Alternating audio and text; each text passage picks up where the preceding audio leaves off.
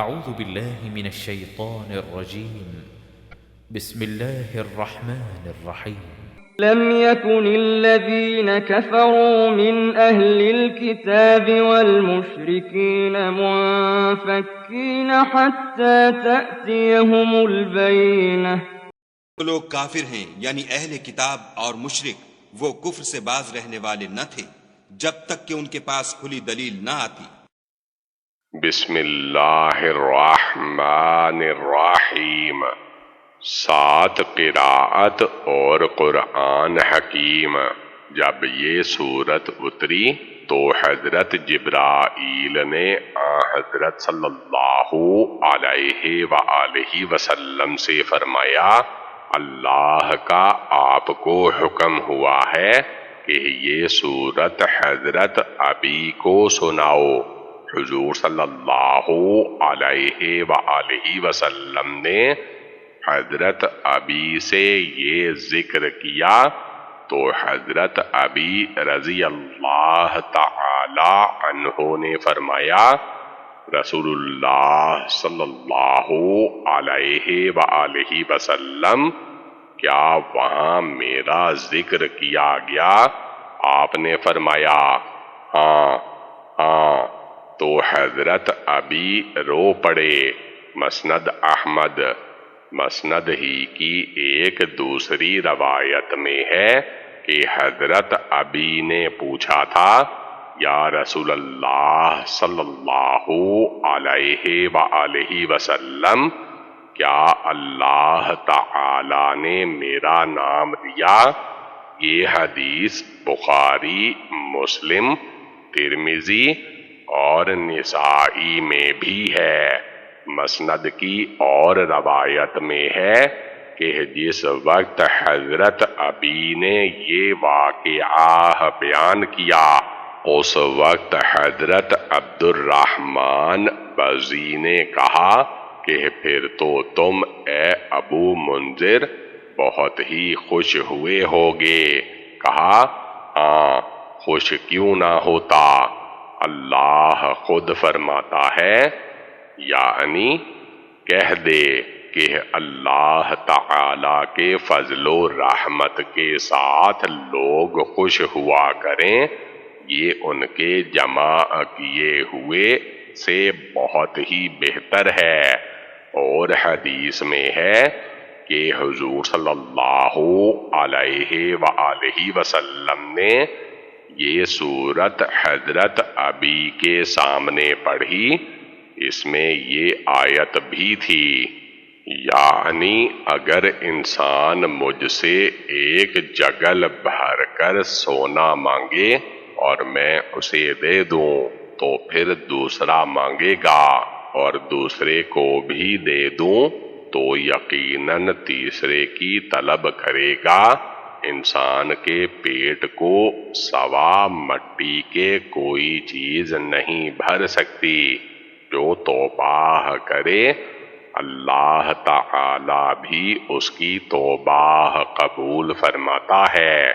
اللہ کے نزدیک دیندار وہ ہے جو یک طرفہ ہو کر صرف اس کی عبادت کرے، نہ وہ مشرک ہو، نہ یہودی ہو، نہ نصرانی ہو۔ جو شخص بھی کوئی نیک کام کرے اللہ کے ہاں اس کی ناد قری نہ کی جائے گی۔ مسند احمد۔ ترمذی میں بھی یہ روایت ہے اور اسے امام ترمذی نے حسن صحیح کہا ہے۔ طبرانی میں ہے کہ جب حضور صلی اللہ علیہ وآلہ وسلم نے حضرت ابی سے فرمایا کہ مجھے حکم ہوا ہے کہ میں تمہارے سامنے قرآن پڑھوں، تو حضرت ابی نے فرمایا کہ حضرت میں اللہ پر ایمان لایا، آپ کے ہاتھ پر اسلام لایا، آپ ہی سے علم دین حاصل کیا۔ آپ نے پھر یہی فرمایا۔ اس پر حضرت ابی نے فرمایا، یا رسول اللہ صلی اللہ علیہ وآلہ وسلم کیا میرا وہاں ذکر کیا گیا؟ آپ نے فرمایا تیرے نام اور نسب کے ساتھ ملاء الاعلی میں تیرا ذکر ہوا۔ حضرت ابی نے فرمایا اچھا پھر پڑھیے، یہ روایت اس طریقہ سے غریب ہے اور ثابت وہ ہے جو پہلے بیان ہوا۔ یہ یاد رہے کہ حضور صلی اللہ علیہ وآلہ وسلم کا اس صورت کو حضرت ابی کے سامنے پڑھنا یہ ان کی ثابت قدمی اور ان کے ایمان کی زیادتی کے لیے تھا۔ مسند احمد، نسائی، ابو داود اور مسلم میں ہے کہ ایک مرتبہ حضرت عبداللہ بن مسعود رضی اللہ تعالی عنہ کی قراءت سن کر حضرت ابی بگڑ بیٹھے تھے، کیونکہ انہوں نے جس طرح اس صورت کو حضرت صلی اللہ علیہ وآلہ وسلم سے سیکھا تھا، حضرت عبداللہ نے اسی طرح نہیں پڑھا تھا، تو غصے میں آ کر انہیں لے کر خدمت نبوی میں حاضر ہوئے۔ حضور صلی اللہ علیہ وآلہ وسلم نے ان دونوں سے قرآن سنا، اس نے اپنے طریقے سے، اس نے اپنے طور پر پڑھا۔ آپ نے فرمایا دونوں نے درست پڑھا۔ حضرت ابی فرماتے ہیں میں تو اس قدر شک و شبہ میں پڑ گیا کہ جاہلیت کے زمانہ کا شک سامنے آ گیا۔ آپ نے یہ حالت دیکھ کر میرے سینے پر اپنا ہاتھ رکھ دیا، جس سے میں پسینہ پسینہ ہو گیا، اور اس قدر مجھ پر خوف طاری ہوا کہ گویا میں اللہ تعالی کو اپنے سامنے دیکھ رہا ہوں۔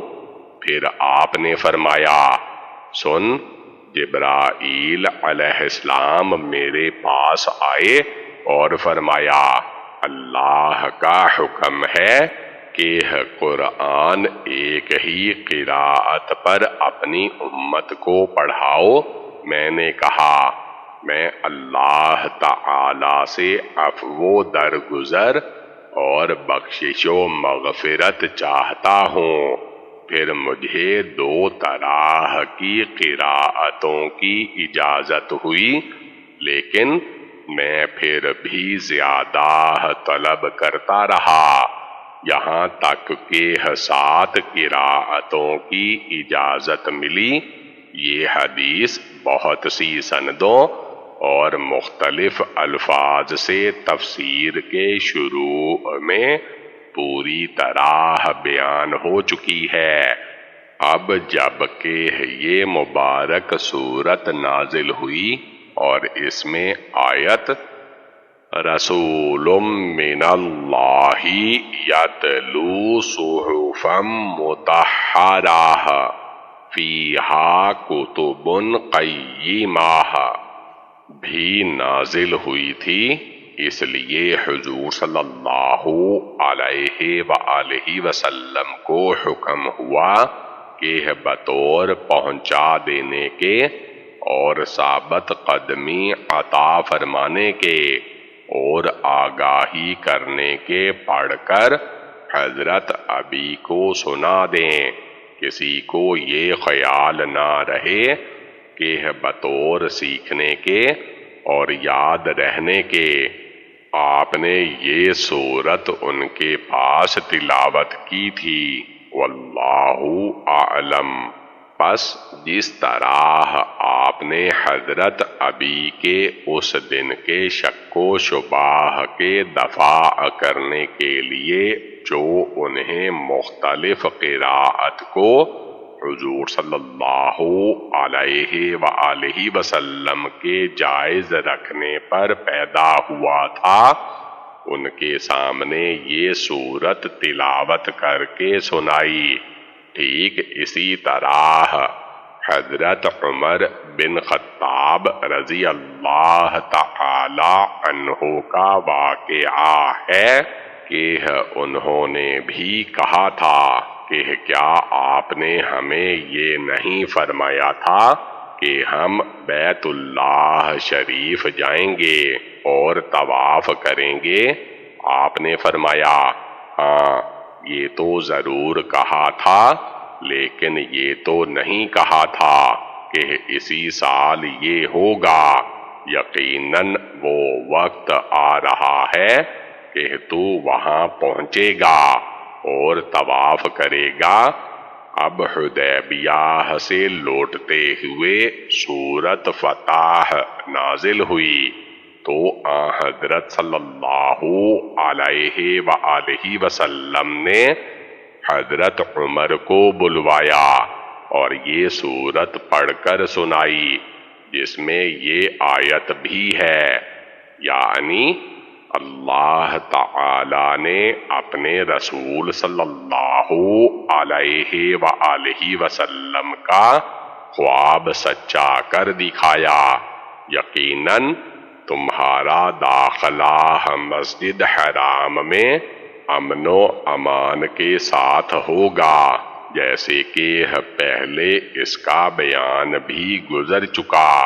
حافظ ابو نعیم اپنی کتاب اسماء صحابہ میں حدیث لائے ہیں کہ جناب رسول اللہ صلی اللہ علیہ وآلہ وسلم نے فرمایا کہ اللہ تعالی جب سورت لم یکن کی قراءت سنتا ہے تو فرماتا ہے میرے بندے خوش ہو جا، مجھے اپنی عزت کی قسم میں تجھے جنت میں ایسا ٹھکانہ دوں گا کہ تو خوش ہو جائے گا۔ یہ حدیث بہت ہی غریب ہے اور روایت میں اتنی زیادتی بھی ہے کہ میں تجھے دنیا اور آخرت کے احوال میں سے کسی حال میں نہ بھولوں گا۔ رسول من اللہ یتلو صحفا مطہرہ، یا خدا کے پیغمبر جو پاک اوراق پڑھتے ہیں، فیہا کتب قیمہ، جن میں مستحکم آیتیں لکھی ہوئی ہیں۔ وما تفرق الذين أوتوا الكتاب إلا من بعد ما جاءتهم البينة، اہل کتاب جو متفرق و مختلف ہوئے ہیں تو دلیل واضح کے آنے کے بعد ہوئے ہیں۔ وما أمروا إلا ليعبدوا الله مخلصين له الدين حنفاء ويقيموا الصلاة ويؤتوا الزكاة وذلك دين القيمة۔ اور ان کو حکم تو یہی ہوا تھا کہ اخلاص عمل کے ساتھ خدا کی عبادت کریں اور ایک سو ہو کر، اور نماز پڑھیں اور زکوٰۃ دیں، اور یہی سچا دین ہے۔ لم یکن الذین کفروا من اہل الکتاب والمشرکین منفکین حتی تأتیہم البینہ۔ پاک و شفاف اوراق کی زینت قرآن حکیم۔ اہل کتاب سے مراد یہود و نصارہ ہیں اور مشرکین سے مراد بت پوجنے والے عرب اور آتش پرست عجمی ہیں۔ فرماتا ہے کہ یہ لوگ بغیر دلیل حاصل کیے باز رہنے والے نہ تھے۔ پھر بتایا کہ وہ دلیل اللہ کے رسول حضرت محمد صلی اللہ علیہ وآلہ وسلم جو پاک صحیفے یعنی قرآن کریم پڑھ سناتے ہیں جو اعلیٰ فرشتوں نے پاک اوراق میں لکھا ہوا ہے، جیسے اور جگہ ہے کہ وہ نامی گرامی بلند و بالا پاک صاف اوراق میں پاک باز نیکوکار بزرگ فرشتوں کے ہاتھوں لکھے ہوئے ہیں۔ پھر فرمایا کہ ان پاک صحیفوں میں اللہ کی لکھی ہوئی باتیں عدل و استقامت والی موجود ہیں، جن کے اللہ کی جانب سے ہونے میں کوئی شک و شبہ نہیں، نہ ان میں کوئی خطا اور غلطی ہوئی ہے۔ حضرت قتادہ فرماتے ہیں کہ وہ رسول صلی اللہ علیہ وآلہ وسلم عمدگی کے ساتھ قرآنی وعظ کہتے ہیں اور اس کی اچھی تعریفیں بیان کرتے ہیں۔ ابن زید فرماتے ہیں ان صحیفوں میں کتابیں ہیں استقامت اور عدل و انصاف والی۔ پھر فرمایا کہ اگلی کتابوں والے اللہ کی حجتیں قائم ہو چکنے اور دلیلیں پانے کے بعد اللہ کے کلام کے مطالب میں اختلاف کرنے لگے اور جدا جدا راہوں میں بٹ گئے، جیسے کہ اس حدیث میں ہے جو مختلف طریقوں سے مروی ہے کہ یہودیوں کے 71 فرقے ہو گئے اور نصرانیوں کے 72 اور اس امت کے 73 فرقے ہو جائیں گے، سوا ایک کے سب جہنم میں جائیں گے۔ لوگوں نے پوچھا وہ ایک کون ہے؟ فرمایا وہ جو اس پر ہو جس پر میں اور میرے اصحاب ہیں۔ پھر فرمایا کہ انہیں صرف اتنا ہی حکم تھا کہ خلوص اور اخلاص کے ساتھ صرف اپنے سچے معبود کی عبادت میں لگے رہیں، جیسے اور جگہ وَمَا أَرْسَلْنَا مِن قَبْلِكَ مِن رَّسُولٍ إِلَّا نُوحِي إِلَيْهِ أَنَّهُ لَا إِلَٰهَ إِلَّا أَنَا فَاعْبُدُونِ، یعنی تجھ سے پہلے بھی ہم نے جتنے رسول بھیجے سب کی طرف یہی وحی کی کہ میرے سوا کوئی معبود برحق نہیں، تم سب صرف میری ہی عبادت کرتے رہو۔ اسی لیے یہاں بھی فرمایا کہ یکسو ہو کر یعنی شرک سے دور اور توحید میں مشغول ہو کر، جیسے اور جگہ ہے وَلَقَدْ بَعَثْنَا فِي كُلِّ أُمَّةٍ رَّسُولًا أَنِ اعْبُدُوا اللَّهَ وَاجْتَنِبُوا الطَّاغُوتَ، یعنی ہم نے ہر امت میں رسول بھیجا کہ اللہ کی عبادت کرو اور اللہ کے سوا دوسروں کی عبادت سے بچو۔ حنیف کی پوری تفسیر سورت انعام میں گزر چکی ہے، جسے لوٹانے کی اب ضرورت نہیں۔ پھر فرمایا نمازوں کو قائم کریں جو کہ بدن کی تمام عبادتوں میں سب سے اعلیٰ عبادت ہے، اور زکوٰۃ دیتے رہیں، یعنی فقیروں اور محتاجوں کے ساتھ سلوک کرتے رہیں۔ یہی دین مضبوط، سیدھا، درست، عدل والا اور عمدگی والا ہے۔ بہت سے ائمہ کرام نے جیسے امام زہری، امام شافعی وغیرہ نے اس آیت سے اس امر پر استدلال کیا ہے کہ اعمال ایمان میں داخل ہیں، کیونکہ ان آیتوں میں اللہ تعالی کی خلوص اور یکسوئی کے ساتھ کی عبادت اور نماز و زکوٰۃ کو دین فرمایا گیا ہے۔ إن الذين كفروا من أهل الكتاب والمشركين في نار جهنم خالدين فيها أولئك هم شر البرية۔ لوگ کافر ہیں یعنی اہل کتاب اور مشرک، وہ دوزخ کی آگ میں پڑیں گے اور ہمیشہ اس میں رہیں گے، یہ لوگ سب مخلوق سے بدتر ہیں۔ إن الذين آمنوا وعملوا الصالحات أولئك هم خير البرية۔ جو لوگ ایمان لائے اور نیک عمل کرتے رہے وہ تمام خلقت سے بہتر ہیں۔ جزاؤهم عند ربهم جنات عدن تجري من تحتها الأنهار خالدين فيها أبدا رضي الله عنهم ورضوا عنه ذلك لمن خشي ربه۔